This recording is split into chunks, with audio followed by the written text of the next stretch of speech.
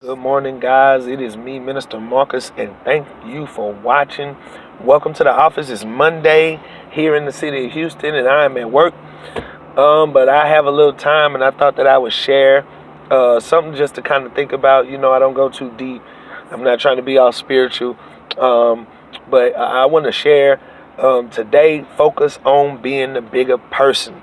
I take that from the story of Joseph in Genesis, how his brothers they really hated on him. They sold him into slavery and told their dad that he had died, got killed by a wild animal. And years later, who knew that he would become the Prince of Egypt and have access to their resources during the famine. And so as the story goes, the brothers at this time don't know that he's alive. They come to Egypt because they're in the famine and starving. And guess who has the ability to now either let them starve or keep them alive? You guessed it, Joseph.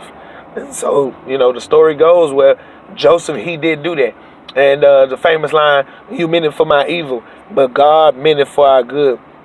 And so today, man, I just want to share, you have to learn to be the bigger person. Today, on Monday, start your week off being the bigger person. The understanding is that Joseph was able to be elevated because he was able to see beyond the pettiness.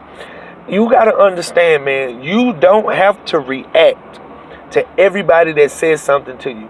If somebody jabs at you with a negative comment, that don't mean you have to jab back. Sometimes you got to be able to see above the situation and be the bigger person.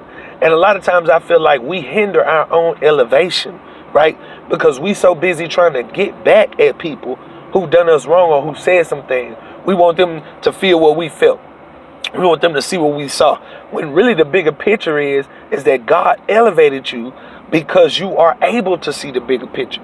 Don't shrink your mind down for small-minded people. And so today, man, focus on being the bigger person. I say it like this: small-minded people will always be in small places. Until you learn to make your mind bigger, to make your sight bigger, you will not see bigger in your life. And I really believe that this is something for you to think about, man, today, this week, for the rest of your life, man. Don't hinder your own blessing trying to get back at somebody that don't even deserve your time, man. So today, man, focus on being the bigger person. When you make your mind bigger, when you make your character bigger, that's when God will be able to do some bigger things in your life. And so today, man, I want to, encourage you, be the bigger person. Be blessed.